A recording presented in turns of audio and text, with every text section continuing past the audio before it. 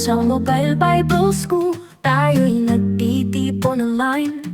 Sa tahanan man o saan ka man, naroroong tunay kaalamang makalangit at biblikal na aral ay makulay.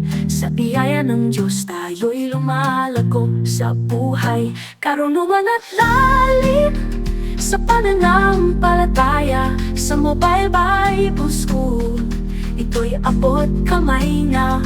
Sa bawat aralin, tayo'y Ang ating pong subject ngayon is all about 11 basic principles of graphic design layout. Number 9 is movement. So, ninth basic principle of graphic design layout is movement. Movement in the principle of design refers to the path the viewer's eye takes through a composition. So, in the example below, ito at the right side, movement is created by the slightly curved lines. Ito, di ba? Nag-line siyang ganyan. And overlapping colors. So, both effects enhance the movement because the lines are unstable and gradient blurs the lines instead of being static. Yan.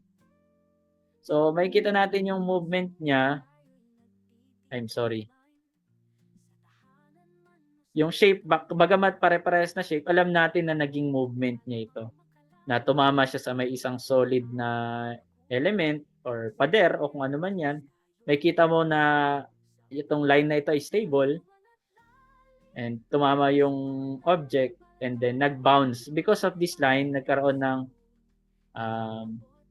itong curvilinear lang na line, it expresses or conveys na itong bola na ito or hindi bola, itong circle na ito ay parang bola na nag-bounce. Di ba po? Ito, straight, biglang nag-bounce. So, doon natin mapapansin na by using these simple lines and arrows, it conveys also a movement instead na being static. Next is hierarchy. So, in hierarchy, the principle of design refers to the arrangement and organization of elements to indicate their level of importance. So, it guides the viewer's eye through the design in a logical order, ensuring the most critical information is noticed first and secondary details follow. So, yung una yung manonotice mo, mas malaki, and then the details follow. Mas maliit, mas nahati pa, mas nadi-divide, mas mas dumadami man, pero lumiliit siya. So, yun yung tinatawag na hierarchy. At sa Facebook, sa mga Twitter, may mga hierarchy na mapapansin nyo. Sometimes kapag naglo-loading yung Facebook, ang makikita nyo may mga elements na gumagalaw. So, mga hierarchy po ang tawag doon. Nakikita nyo na naka-indention siya dito and then may mga hierarchies ng mga shape or forms.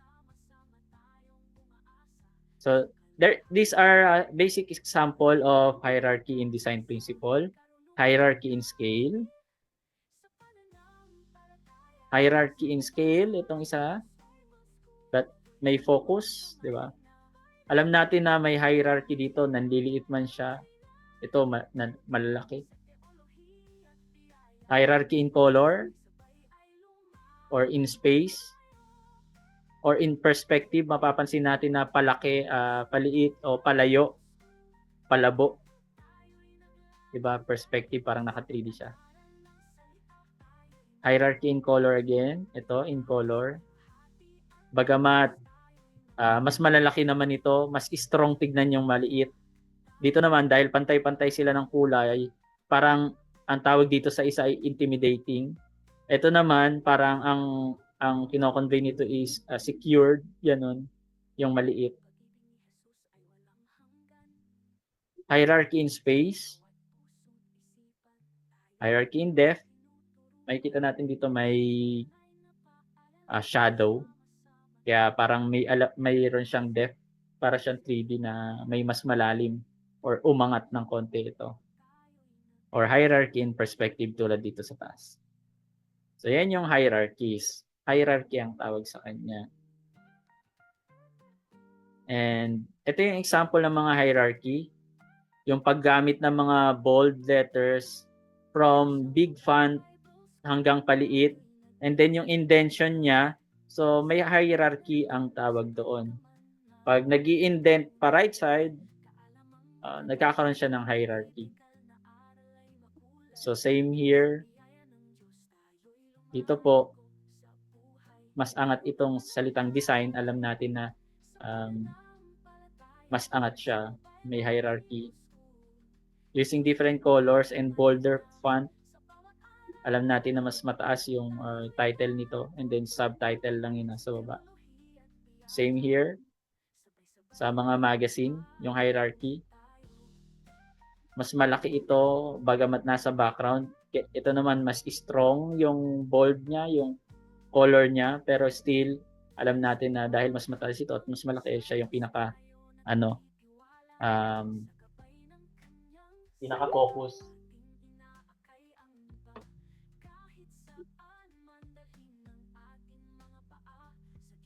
Lobat yung ating laptop, saglit lang, charge natin. Yan, baka biglang mamatay.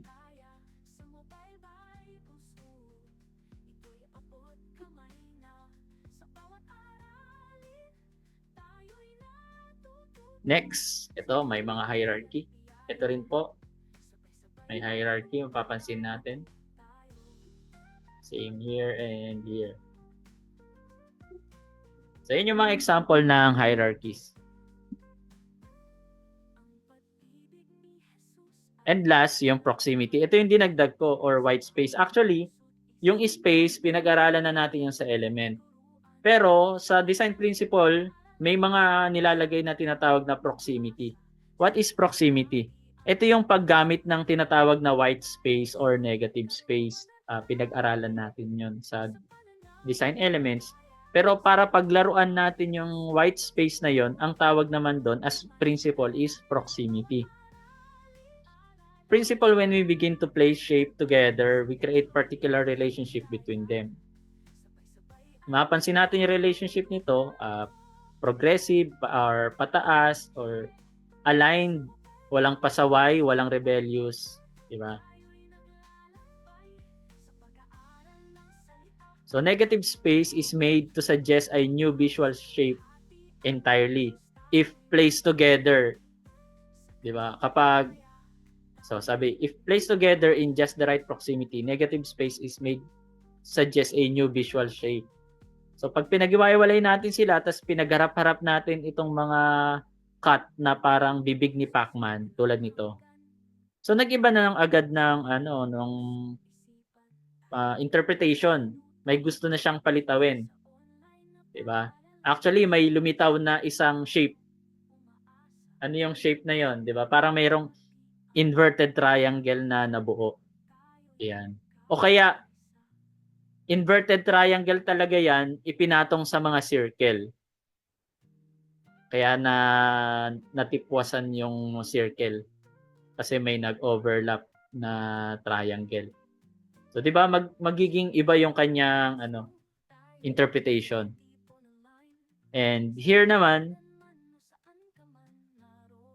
may kita natin na para silang playful, circular, kasi lahat sila pag ganito, pag ganyan.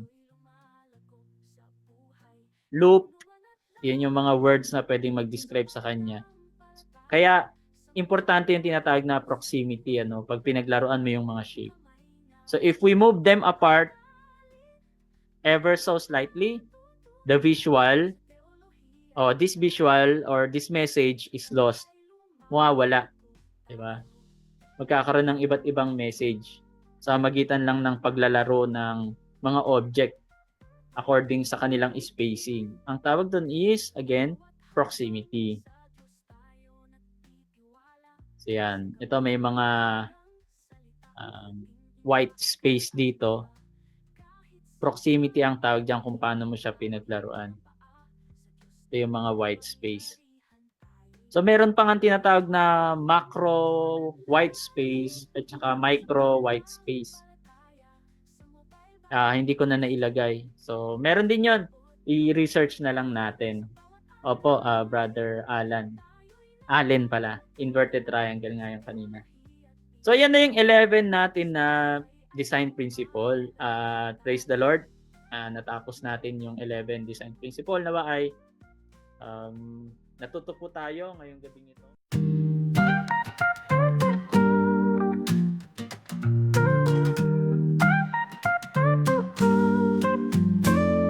Sa Mobile Bible School, tayo'y nagtitipon online.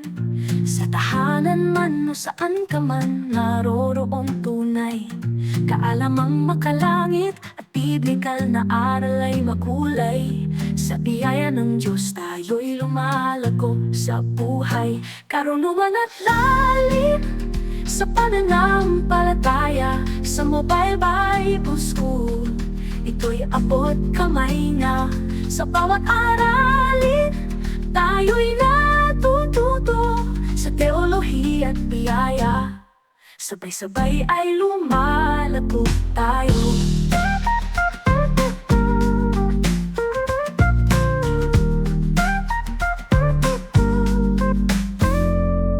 Sa bawat hakbang, sa Diyos tayo nagtitiwala.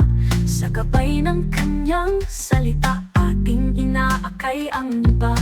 Kahit saan man dalhin ng ating mga paa, sa Diyos na makapangyarihan tayo'y nagtitiwala. Karunungan at lalim sa pananampalataya. Sa Mobile Bible School, ito'y abot kamay na.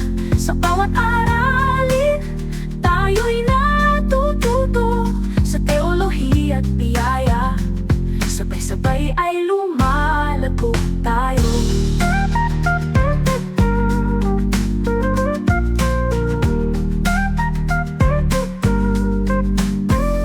Ang pag-ibig ni Jesus ay walang hanggan. Sa bawat puso't isipan, tayo'y Kanyang tinuturuan. Sa online na paaralan, sama-sama tayong umaasa. Sa kaluwalhatian ng Diyos, tayo'y nagkakaisa. Karunungan at lalim sa pananampalataya. Sa Mobile Bible School, ito'y abot kamay na. Sa bawat aralin, tayo'y natututo sa teolohiya at biyaya. Sabay-sabay ay lumalago tayo. Hey, sa Mobile Bible School, tayo'y naglalakbay. Sa pag-aaral ng salita, tayo'y magwawagi. Para sa kaluwalhatian ng Diyos, tayo'y nagpupuri. Sa Kanyang biyaya, tayo'y nagmamahalan.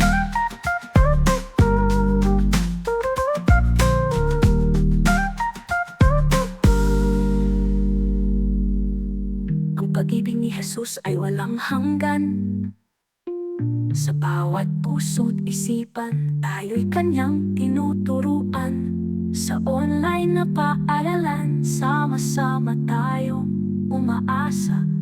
Sa kaluwalhatian ng Diyos, tayo'y nagkakaisa.